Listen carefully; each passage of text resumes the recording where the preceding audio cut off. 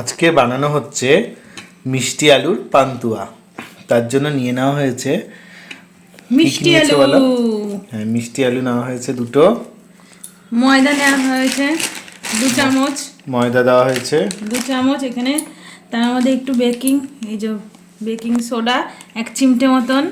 আর গুঁড়ো দুধ নেওয়া হয়েছে, এই যে আমুল দুধ 2 প্যাকেট গুঁড়ো দুধ নিয়েছি। আর 1 চামচ হচ্ছে গিয়ে ঘি। এবারে এইগুলোকে ভালো করে স্ম্যাশ করতে হবে, মিষ্টি আলুগুলোকে, যাতে একটু দানা দানা না থাকে। ওকে একসাথে মেখে নিলাম, এই যে মিশিয়ে নিলাম। এই যে যেগুলো ছিল ময়দা, তারপর গুঁড়ো দুধ আর বেকিং সোডার মিশ্রণটা। এরপরে এর মধ্যে 1 চামচ ঘি দিয়ে দেবো। একটাই ছিল, কিন্তু হাতে ঘি লাগিয়ে এগুলোকে গোল করতে হবে। তারপরে তেল গরম করে ছেড়ে দিয়েছি, একটু ঘি দিয়েছি, জাস্ট ঘিয়ের যেটা ফ্লেভারটা আছে সেই কারণে। তারপর হয়ে গেলে আমরা এই যে রস করে রেখেছি চিনির, এই শিরাতে দিয়ে দেবো।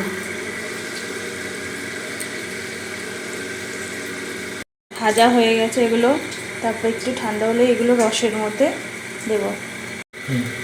এই যে এগুলো সব রসে দিয়ে দিচ্ছি আমরা।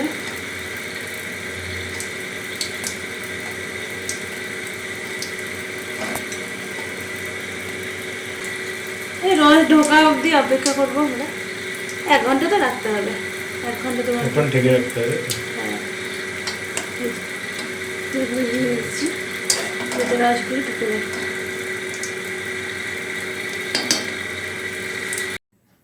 রেডি আমাদের ঘরে তৈরি সুস্বাদু রাঙা আলুর পান্তুয়া পরিবেশন করার জন্য। বন্ধুরা, তোমরা অবশ্যই এটা বাড়িতে ট্রাই করবে। মিষ্টি আলুর পান্তুয়া। হ্যাঁ, পান্তুয়া।